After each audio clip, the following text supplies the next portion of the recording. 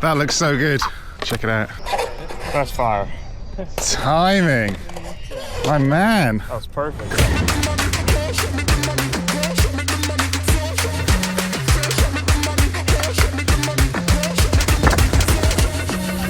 Underground, so she make it shake. Now she wanna tiptoe and she want it all day, You know what I mean, Yeah, we the Gene team. She said she from the.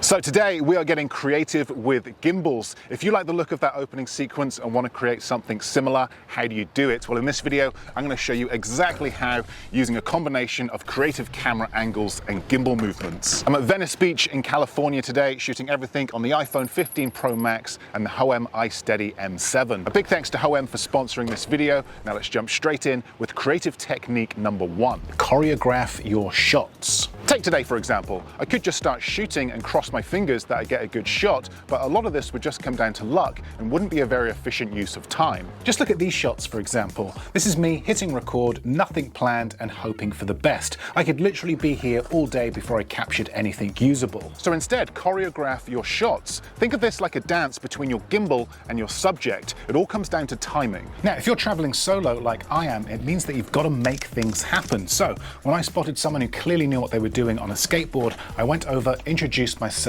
and pitched the shot idea. That was sick. Thank you. I'm shooting some video. Would you like me to get some shots of you? Sure. Yeah, that sounds good. Look, I'll show you what I'm looking for. So I'm getting these shots where slow motion, we're going to kind of just push forward through the fence like this. And if we can time it, so just as the camera pushes through like this, we get you sort of traveling through the air in slow motion. So I think that was that one there. So if you came here, is it possible to do some air on that bit there? Coming this way? Yeah, I gotta like warm my legs after that one. Or I can do that one over there.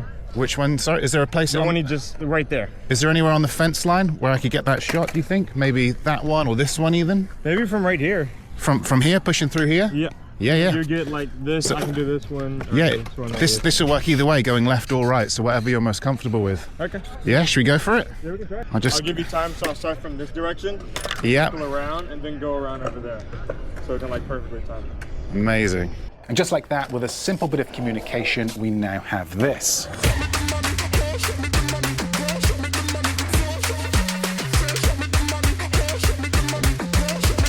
Here is the before shot, no plan or choreography, and here is after with choreography. What a difference some simple planning makes to your gimbal moves. Perspectives. Now, one surefire way to get much more creative shots is to put your camera and gimbal in positions and perspectives that you wouldn't ordinarily see. For example, instead of capturing a shot pushing forward at eye level like this, try getting low to the ground for a much more unique perspective. This not only makes the shot look more interesting, but also creates a greater sense of movement. Or try getting your gimbal higher off the ground by using an extension pole like this one here. I'm simply going to remove the tripod from the gimbal and attach it like this. And with your gimbal attached to an extension pole, you can now fake drone shots and capture some really unique and creative angles. Try some basic shots where the camera is simply pushing forward from an elevated position. These work really well as establishing shots and mean that you don't need to worry about a drone license or permission to fly. Try some shots lifting up and pulling back. These work really well as end shots. Or try a push forward, starting low to the ground,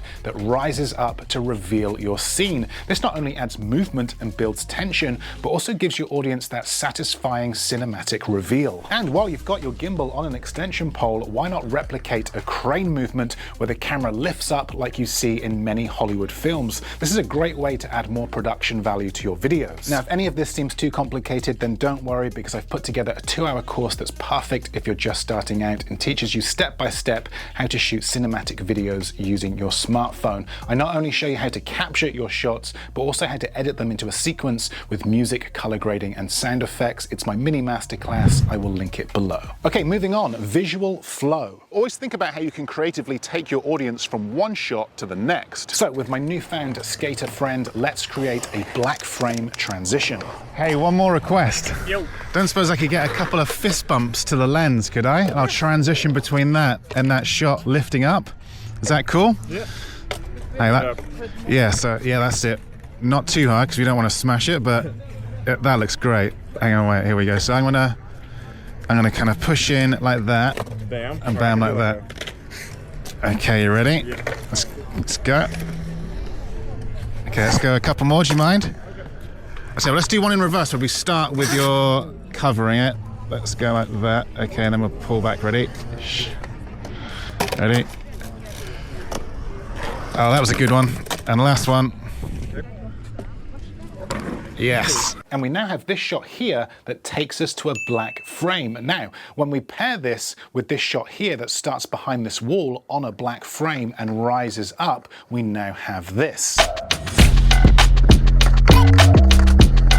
Also, try not to think about each clip as individual shots. Always be thinking about the bigger picture and how they're going to look in a sequence. Depth and foreground. Depth and foreground are your creative friends when it comes to gimbal movements. We've seen this with the crane shots. These palm trees add depth and foreground to this shot, making it look much more interesting. Now, let's pair depth and foreground with all the other techniques that we've used throughout this video.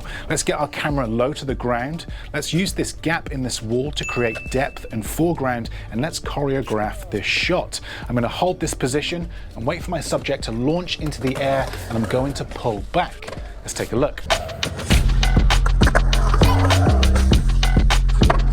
Focal length and lenses. The focal length and the lens that you choose will ultimately determine the look and feel of each shot. For the majority of today's shots, I'm shooting using the ultra-wide lens, as this captures more of the scene as well as creates a more unique look. Here is a shot using the standard lens, and here is a shot using the wide-angle lens. Both shots work well, however the wide angle is a little bit more stylized. Also, I'm using a variable ND filter today to help me control the amount of light entering the camera. This will also help me get a more natural look by adding motion blur to my shots. The filter that I'm using is this one here by Freewell. I will link it below. Bonus tips: experiment with different gimbal modes. For example, the iSteady M7 has POV mode that lets the camera follow all of your hand movements, including tilts and rolls, for a much more immersive feel. Great for dynamic and action-packed shots. I like to use this to create shots with a slight rotation.